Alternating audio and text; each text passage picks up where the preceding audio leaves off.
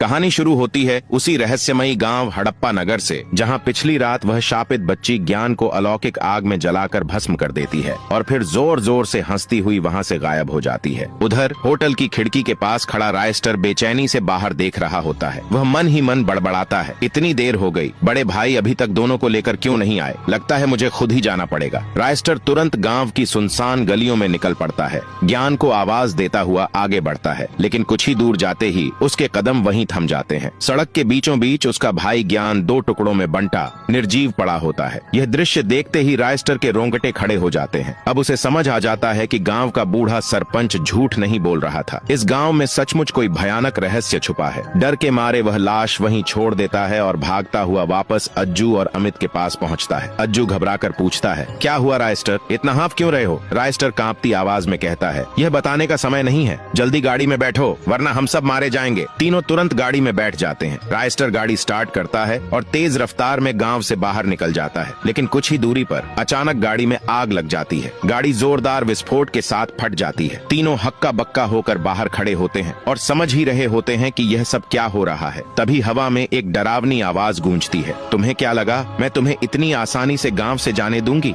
ये सुनते ही तीनों की रूह कांप उठती है। डर के मारे वे भागते हुए वापस गांव की ओर दौड़ते हैं। गांव पहुंचते ही अज्जू हाँफते हुए कहता है, अब क्या करें, यहाँ से निकलने का कोई रास्ता ही नहीं दिख रहा। रायस्टर डरते हुए बोलता है, मुझे लगता है आज रात हमें इसी गांव में रुकना होगा। और तीनों भागते हुए वापस उसी होटल में पहुंच जाते हैं। रात के ठीक 2 बजे होटल के कमरे में गहरा सन्नाटा होता है। तीनों उसी घटना पर चर्चा कर रहे होते हैं। तभी अज्जू चुप्पी तोड़ता है, भाई ज्ञान कहाँ है? रायस्टर की आंखें भर आती हैं। भारी आवाज में वह कहता है, क्या बताऊं भाइयों, ज्ञान मारा जा चुका है। यह सुनते ही अमित गुस्से से आग बबूला हो जाता है। ये सब तुम्हारी गलती है रायस्टर, अगर तुम रात को इस गांव में गाड़ी न रोकते तो आज हम इस मुसीबत में फंसते ही नहीं। वह अज्जू की ओर देखता है, क्यों अज्जू, मैंने सही कहा ना? अज्जू गुस्से में कहता है, अमित अब हम यहाँ 1 सेकंड भी नहीं रुकेंगे। इतना कहते ही अज्जू और अमित रात के घने अंधेरे में होटल से बाहर निकल जाते हैं। गांव की सुनसान गलियों में चलते चलते उन्हें अजीब अजीब आवाजें सुनाई देने लगती हैं। तभी उनके सामने वही छोटी बच्ची प्रकट होती है। वे दोनों उसके पास जाते हैं। क्या हुआ बेटा, इतनी रात को यहाँ क्या कर रही हो? बच्ची कहती है, अंकल मैं 2 दिन से भूखी हूँ, कुछ खाने को दे दो। यह देखते ही अज्जू समझ जाता है कि यह कोई साधारण बच्ची नहीं है। वह जोर से चिल्लाता है, भाग अमित, अपनी जान बचाकर भाग। अमित डर के मारे भाग जाता है, लेकिन जैसे ही अज्जू मुड़ता है वह रहस्यमयी आग में जलकर भस्म हो जाता है और बच्ची हंसते हुए फिर गायब हो जाती है। दूसरी ओर अमित भागते भागते उसी जगह पहुंच जाता है जहां ज्ञान की लाश पड़ी होती है। लाश देखते ही वह अंदर से टूट जाता है। वह बड़बड़ाने लगता है, अब मैं नहीं बचूंगा। तभी वही बच्ची उसके सामने प्रकट होती है और उसे भी उसी रहस्यमयी आग में जला देती है।